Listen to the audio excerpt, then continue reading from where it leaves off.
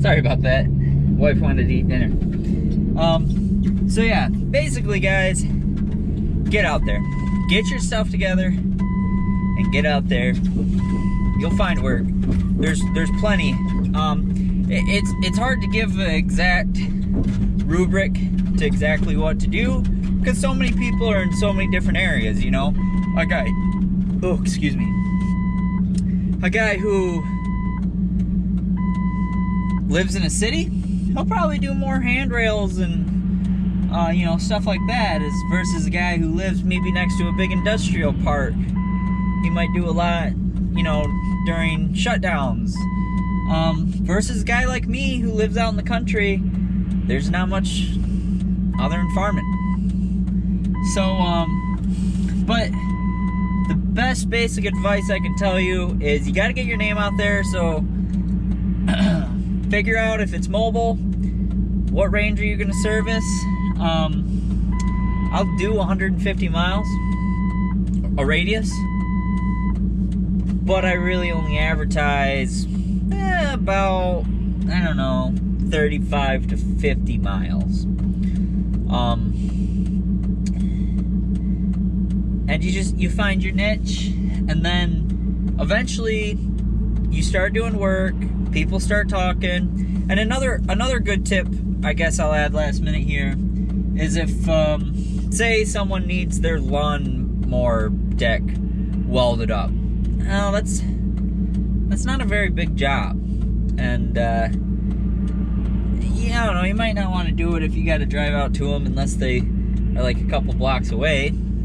But if they bring it to you and you do it, say, look, explain to them, you know, generally I don't take on jobs this small, but I'm trying to get my name out there, so if you want to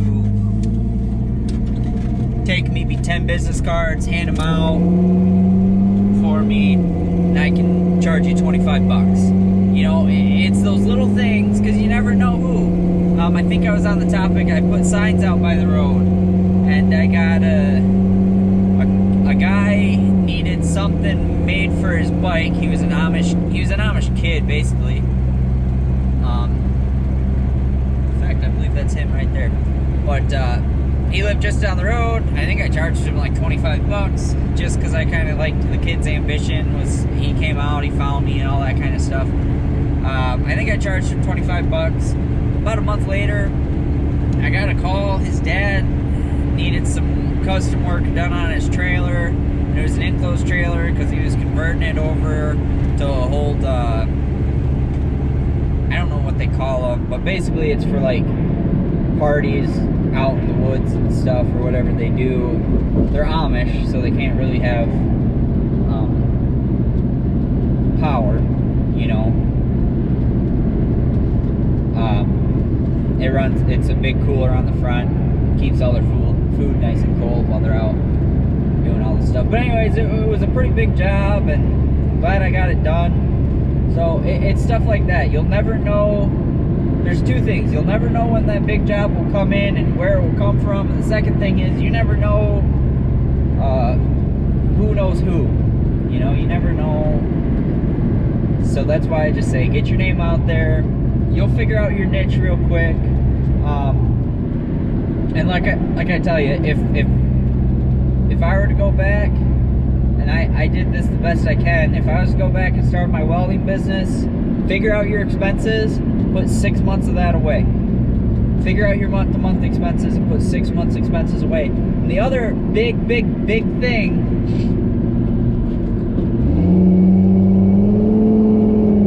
is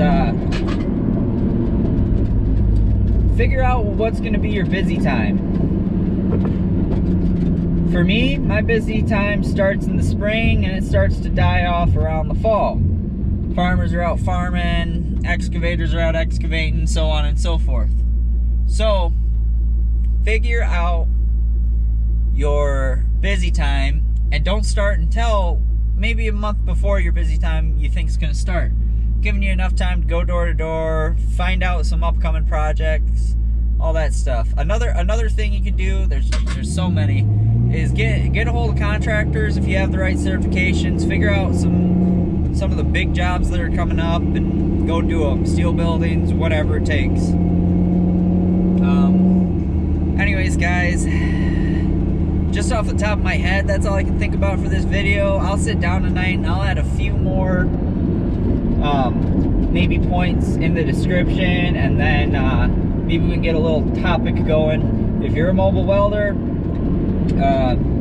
put down in the comment section below maybe how you got your start, some of the best ways you found to get work. And if you're new to mobile welding, like a young kid I just talked to over the comments of one of my earlier videos, maybe post a list of the tools maybe you already got, or what kind of work you do, what kind of work you want to do, and that can help us to maybe more pinpoint good ways for you to look for work. But until then, everyone, thank you for watching. Please leave a like, a comment, subscribe to my channel, and I'll see you on the next video.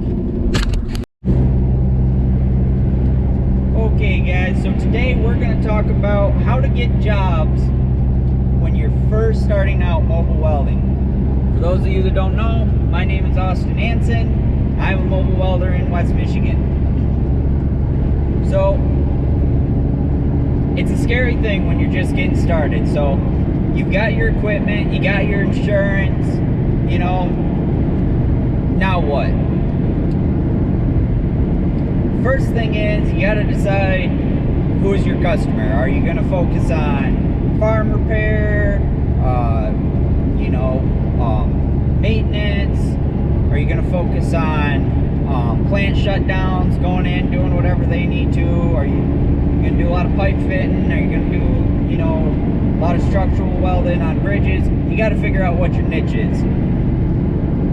For me, I service a lot of farmers and a lot of heavy equipment guys. That seems to really be my niche. I got a few guys who do like lawn care and stuff. I'll do work for them, but farmers and your heavy equipment operators, your excavators, all that kind of stuff really seems to be my niche. I get some semi-truck drivers who call me when, you know, their trailer breaks or something. But when I was first starting out, I advertised. I wanted to get my name out there. I wanted everybody to know Hansen's Welding. So the first thing I did was I went to my local paper. They had a deal. Most places probably don't do this, but they had a deal. If you bought, I think it was 500 business cards, you could get 4 weeks free advertising. Something like that. So I did that, and I got 4 weeks advertising in their paper. Now, I'm not in a very big town, and that paper only has an audience of about 3,000 people. But I did go down to the next town, about 20-minute drive, 30 minutes to where the paper is. That place has an audience of 42,000 people, and I want to say I got a ad in there for a month for like $90 or something. So I did that. Then I took those business cards and I went to every Tractor Supply, Ace Hardware, O'Reilly's, all the automotive places. I went to car dealerships. I went to mechanics. I went to some of the businesses that are in town, and then I went door to door to farmers. I introduced myself. I was very polite. I gave them a brief explanation of what I do and what I can bring to the table, and that started my word of mouth. But when you're just getting started, you got no work to back you up. You got to be able to live a little bit in the world of rejection. The best way I can describe it, and it won't be the same for everybody, but the best way I can describe it is you got to get your 99 slaps. Now, what I mean by my 99 slaps is if you ask 100 people for work, 99 of them might shut you down. But you'll get at least one of them that says, hey, you know what? I'm going to give the kid a chance. When you get that chance, you got to make that the best job you can possibly do. I mean, don't focus so much on making money on your first job. Focus on doing the job, okay? Speed comes with repetition. So, you might take on a job that should really only take you 2 hours. It might take you 4 or 5. That's fine as long as your client is happy. So, but your biggest use to get your name out there will be word of mouth. But going door to door, handing out business cards, running ads in the papers. You can run an ad on Craigslist. I did do that. I think it cost me $5. It did generate more than $5 worth of work. But for every good job you get probably 20 calls that honestly there's just no way to even make it worth your time. It's 20 minutes away or more. They don't understand why you have to charge them an hour or a mile rate or an hourly rate when you're not there doing the job, and it's a little thing that they want done for like 15 bucks. They don't understand that, you know, you have all this money tied up into your rig and your schooling or your experience, whatever you have, and they don't understand that. And it's to no fault of their own, because you don't know what you don't know. But so you really got to be careful if you do a Craigslist ad. I'm not telling you not to, because it's a good way to get your name out there. But everyone who's in this line of work will tell you that doing mobile welding for residential clients, your profit margins are small at best. You're gonna see a lot of people get upset with you about your rates. I've had it in the past.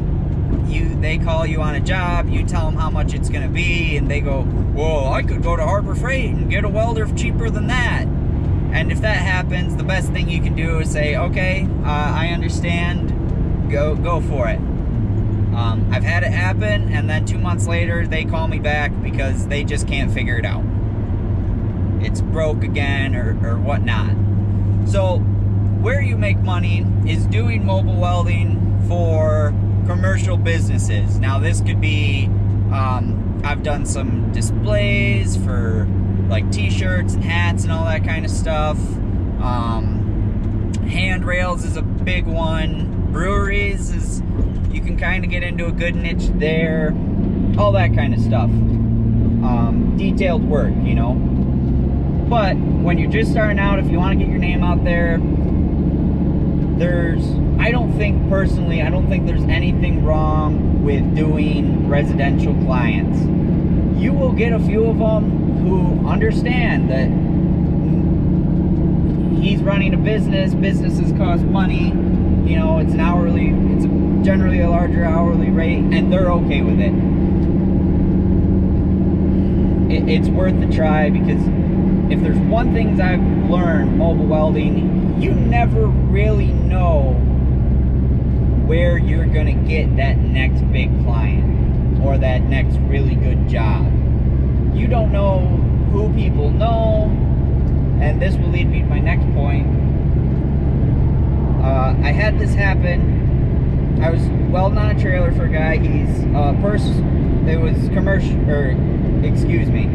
getting all twisted up here. It was a residential client. I was welding on his trailer. I got it done. He said, I would like a few business cards for me to hand to my boss.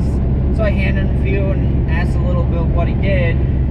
And he works, I can't remember exactly what it was, but, because it's only been like a week. But he loads big metal parts into an oven all day on a high-low. Anyways, he does it, and his boss is always hiring out welders. They don't hire anyone in the house anymore. They always outsource it. And he said that he knows for a fact they charge up to $200 an hour. If it's something I'd be interested in, he'd love to put my name on the boss's table first thing in the morning. Now, that's what I mean by you never know where that next big job is going to come from. The other thing you can do is, if you live on a busy road or anything like that, you can put signs out by the road if you have a little shop or something, or even just advertise mobile. Again, for every good job that comes in, you'll get 20 that honestly just might not even be worth your time. And I say that with mobile, it's a little worse than if you're just working in your shop, because if you're working in your shop, you can factor out all the time it takes to get from one job to another. If you're just sitting at your welding table in your shop with your welder running, and one guy walks in, it's 5 minutes, and you charge him 15 bucks, that's profit. And then the next guy walks in, and it takes you an hour, but you charge him 125 bucks, oh, that's profit. But the one thing, I guess, for me to really push is when I started mobile welding, I had all my equipment and my truck completely paid for. And what that means is it makes it easier to do those residential jobs when you when everything's paid for, because then you don't have to worry about making that big payment at the end of the month. I know there's quite a few guys who they want to get into mobile welding. The first thing they do, you know, they're sick and tired of their 9-to-5 job working in a shop. First thing they do, they go to the bank, they get a loan for 30 grand. And then on that 30 grand, they go get their tools, their truck, their welder, all before talking to a client. To me, that just doesn't make sense. I never really understood the whole start yourself in a hole before you even have a customer thing. To me, I would rather start small, get a list of customers, and then move on, start growing. Start from a ground level, not in the hole. The other thing, if you're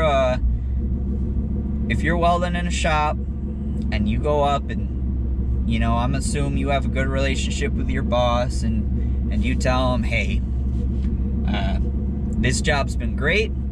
I just want you to know I'm going to try and start my own thing, and it might not work everywhere for you.